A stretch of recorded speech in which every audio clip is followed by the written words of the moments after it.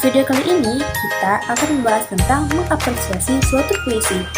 Nah, sebelum pembahasannya, seperti biasa, jangan lupa subscribe, komen, dan like bagi yang parkir. Penggunaan rima pada penulisan puisi berfungsi untuk memperindah bunyi. Rima puisi adalah pengulangan bunyi dalam puisi yang membentuk musikalitas atau orkestrasi. Rima di awal disebut rima awal, sedangkan rima di akhir kalimat disebut rima akhir. Jenis rima. Rima berdasarkan bunyi dibagi dalam beberapa jenis.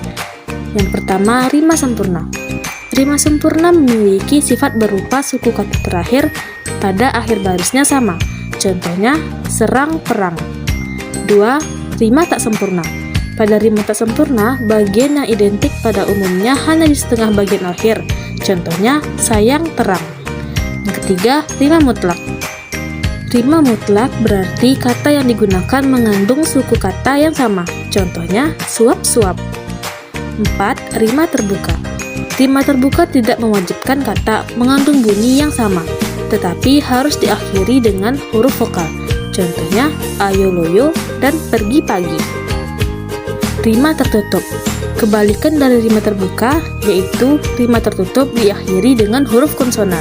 Contohnya, masuk busuk dan bulat ketat. 6. Rima aliterasi. Rima aliterasi ditandai dengan pengulangan bunyi dari awal kata, alih-alih akhir kata. Contohnya, bukan buat dan beberapa bangsa. 7. Rima asonansi. Ditandai dengan persamaan bunyi vokal pada mata. Contohnya, ketekunan, kegemukan. 8. Rima disonansi. Terdapat pertentangan bunyi vokal di dalamnya. Contohnya, kisah kasih. Jenis rima berdasarkan kata. Yang pertama, rima awal. Rima awal ditandai dengan persamaan kata yang dimulai dari awal puisi, bersajak AA. Rima tengah. Rima tengah ditandai dengan yang berirama berada di tengah baris. Contohnya, bisa bagus, bisa bagus. Yang ketiga, rima akhir. Rima akhir ditandai dengan persamaan bunyi yang berada di akhir baris puisi. Contohnya, bersajak AB. Jenis rima berdasarkan letak pasangannya dalam bait dibedakan menjadi yang pertama, rima terus, yaitu persamaan bunyi kata atau suku kata pada akhir setiap baris.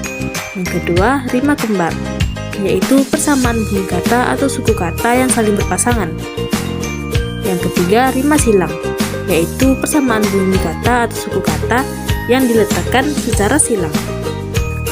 Yang keempat, rima peluk, yaitu persamaan bunyi kata atau suku kata yang saling berpelukan atau diapit satu atau dua suku kata yang sama bunyinya.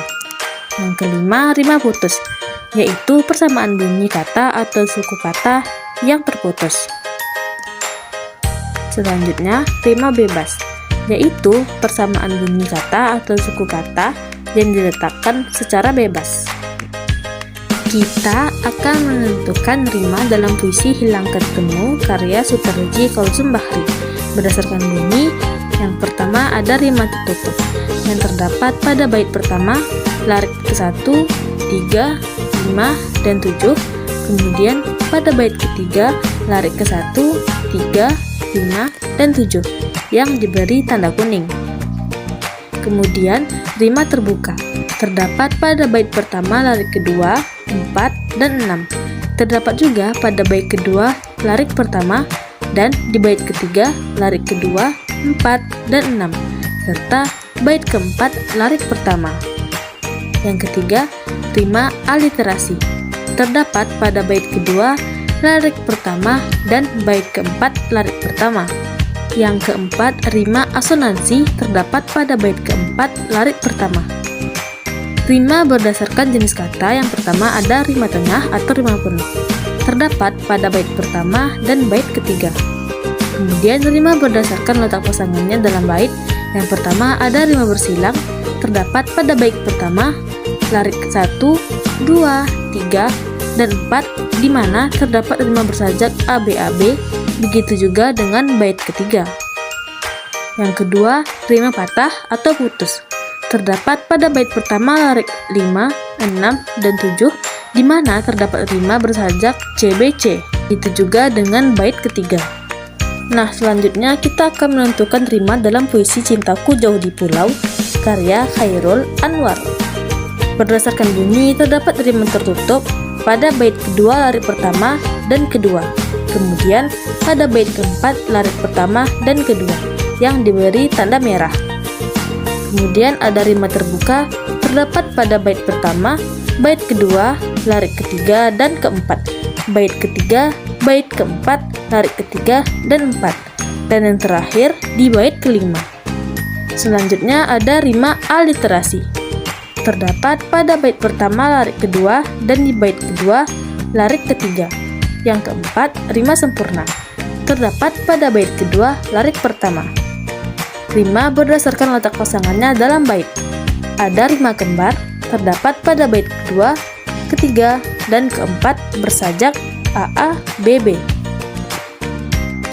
Nah, dapat kita simpulkan dari kedua puisi, karya milik Soekarji Khauzan Bahri, puisi Hilang Ketemu memiliki rima yang beragam, serta memiliki tipografi yang khas.